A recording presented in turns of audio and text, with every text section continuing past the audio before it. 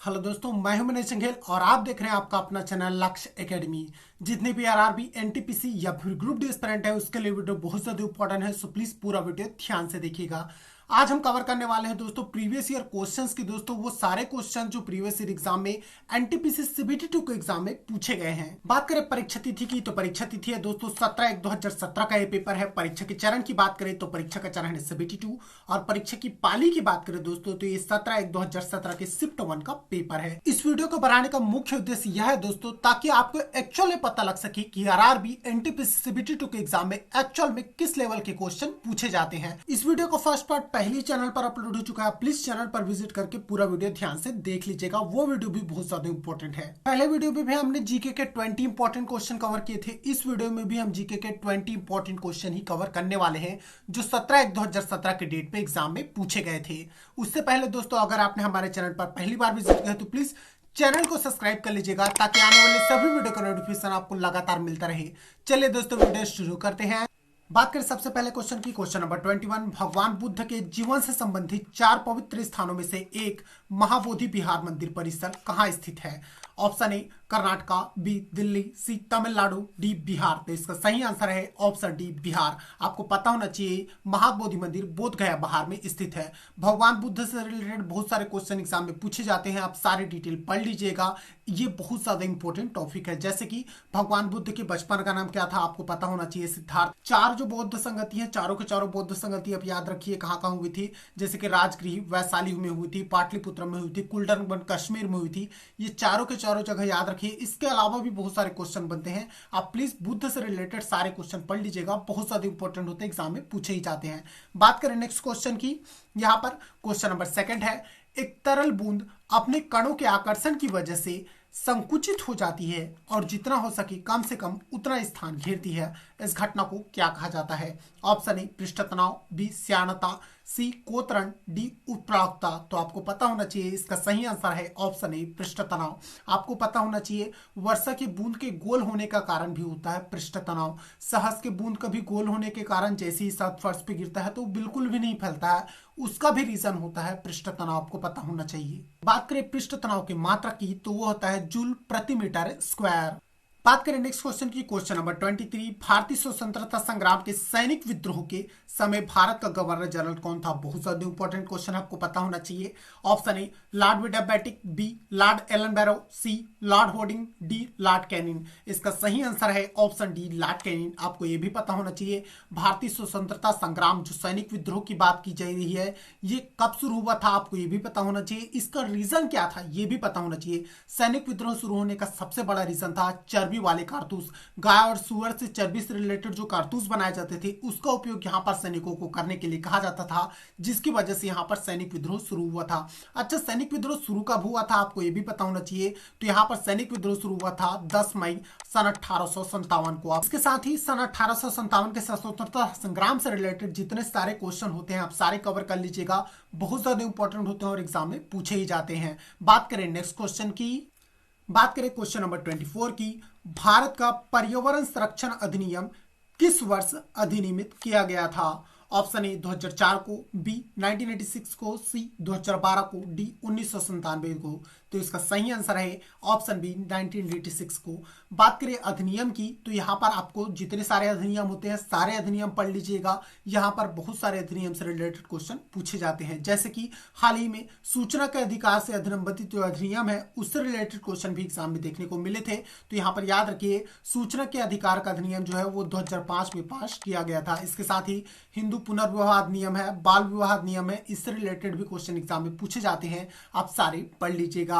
बात करें next question की, यहां पर क्वेश्चन नंबर 25 की।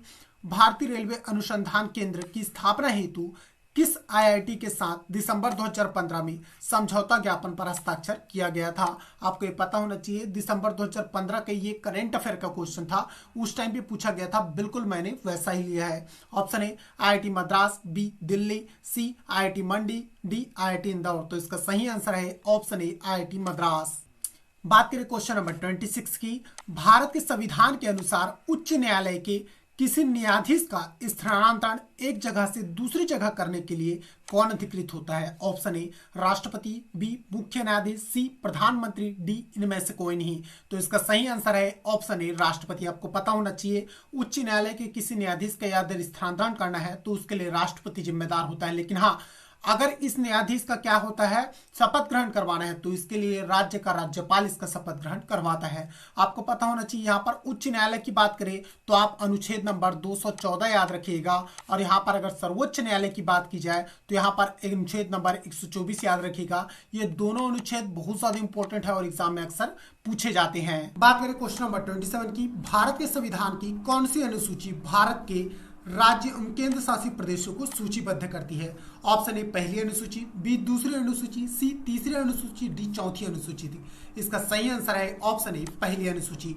भारत की पहली अनुसूची जो होती है दोस्तों, ये भारत के केंद्र शासित प्रदेश एवं राज्यों को सूचीबद्ध करती है। और बात करें दूसरी अनुसूची की तो उसमें जो है दोस्तों भारत के जितने पदाधिकारी होते हैं उनके वेतन एवं भत्तों की बात की गई है। बात करें तीसरी अनुसूची की तो जितने भी पदाधिकारी होते हैं उनके यहाँ पर शपथ ग्रहण की बात की गई है। और बात करें चौथी अनुसूची की तो यहाँ पर चौथी अनुसूची में भारत के राज्यों से जो पदाधिकारी होते हैं उनके प्रतिनिधियों की यहाँ पर बात की गई है। ये सभी की सभी अनुसूची दोस्तों याद रख लीजिएगा। यहाँ पर टोटल 12 अनुसूची होते हैं और 12 की 12 अनुसूची बहुत ज्यादा महत्वपूर्ण होते हैं। एग्जाम में हमेशा इससे रिलेटेड क्वेश्चन देखने को मिलते हैं। खासकर 11वीं और 12वीं अनुसूची तो बिल्कुल याद रखिए, पंचायती राज अधिनियम से रिलेटेड यहाँ पर क्वेश्चन बिल्कुल देखने को एग्जाम में मिलते ही हैं। बात करें नेक्स्ट क्वेश्चन की तो यहाँ पर नेक्स्ट क्वेश्चन है क्वेश्चन नंबर 28। अक्टूबर 2016 में दुनिया का सबसे बड़ा समुद्र संरक्षित क्षेत्र किस तट पर बनाया गया था? ऑप्शन ए स्कॉटलैंड के तट पर, बी इटली के तट पर, सी आयरलैंड के तट पर, डी अंटार्कटिका तट पर। इसका सही आंसर है ऑप्शन डी अंटार्कटिका के तट पर। साथ ही याद रखिए अंटार्कटिका को श्वेत महादेश भी कहा जाता है। बात करें नेक्स्ट क्वेश्चन की, यहाँ पर क्वेश्चन नंबर 29। भारत की मेजबानी और अध्यक्षता में 15 से 16 अक्टूबर 2016 को 8वें ब्रिक्स सम्मेलन का आयोजन कहाँ हुआ था? ये भी करंट अफेयर का क्वेश्चन था दोस्तों, उस टाइम पे पूछा गया था। ऑप्शन ए नई दिल्ली, बी बेंगलुरु, सी गोवा, डी मुंबई। इसका सही आंसर है ऑप्शन सी गोवा। आपको ये भी याद रखना है, अगर ब्रिक्स ही आ गई है तो याद रखिए ब्रिक्स बैंक का मुख्यालय आपको संघाई चीन में देखने को मिलेगा। नेक्स्ट क्वेश्चन की क्वेश्चन नंबर 30। कंप्यूटर में किसी फाइल का प्रकार उसके खाली स्थान से पहचाना जा सकता है? ऑप्शन ए फाइल पाथ से, बी फाइल साइज से, सी फाइल एक्सटेंशन से, डी फोल्डर नाम से। तो इसका सही आंसर है ऑप्शन सी फाइल एक्सटेंशन से। कंप्यूटर से रिलेटेड बहुत सारे क्वेश्चन अक्सर एग्जाम में देखने को मिलते हैं। आप बिल्कुल कंप्यूटर से रिलेटेड भी सारी चीजें पढ़ लीजिएगा, बहुत ज्यादा इंपॉर्टेंट होता है। अक्सर एग्जाम में इससे रिलेटेड क्वेश्चन देखने को मिल जाता है। इससे रिलेटेड लेक्चर भी मैंने बहुत सारे अपलोड किया कंप्यूटर से रिलेटेड, कंप्यूटर जीके के रिलेटेड। आप जाके पैनल के प्लेलिस्ट में चेक कर सकते हैं। बात करें नेक्स्ट क्वेश्चन की, यहाँ पर क्वेश्चन नंबर 31। किस टीम ने 2015 में प्रो कुश्ती लीग का खिताब जीता था? Option A Mumbai Garuda, B Haryana hammers, C Punjab royals, D Bengaluru Yoddha. Answer है मुंबई गरुड़ा। अब बिल्कुल वर्तमान में भी जो कुश्ती लीग चलती है उसकी भी पूरी जानकारी रखिए, और इसके साथ ही बहुत सारे जो और लीग्स होते हैं, क्रिकेट से रिलेटेड होता है, ओलंपिक से रिलेटेड होता है। जितने सारे ओलंपिक्स अभी वर्तमान में हुए हैं आपको पता होना चाहिए। पैरालंपिक हुआ है, बहुत अच्छा प्रदर्शन रहा है यहाँ पर भारत का, और जो मेन ओलंपिक हुआ उसमें भी आपको देखने को मिला, बहुत अच्छा प्रदर्शन भारत का देखने को मिला। तो यार ये सारी चीजें याद रखिए। ओलंपिक से रिलेटेड क्वेश्चन भी एग्जाम में आपको बिल्कुल देखने को मिल सकता है 2022 के एग्जाम में। बात करें नेक्स्ट क्वेश्चन की, क्वेश्चन नंबर 32। कितने भारतीय राज्यों और केंद्र शासित प्रदेश समुद्र तट पर आते हैं? ऑप्शन ए 7 राज्य एवं 6 से केंद्र शासित प्रदेश, बी 12 राज्य 3 केंद्र शासित प्रदेश, सी 9 राज्य 5 केंद्र शासित प्रदेश, डी 5 राज्य 3 केंद्र शासित प्रदेश। उस समय के हिसाब से इसका सही आंसर था ऑप्शन सी 9 राज्य एवं 5 केंद्र शासित प्रदेश। वर्तमान भारत में 28 राज्य हैं दोस्तों, और इसके साथ ही केंद्र शासित प्रदेशों की बात करें तो यहाँ पर 9 केंद्र शासित प्रदेश आपको देखने को मिलेंगे।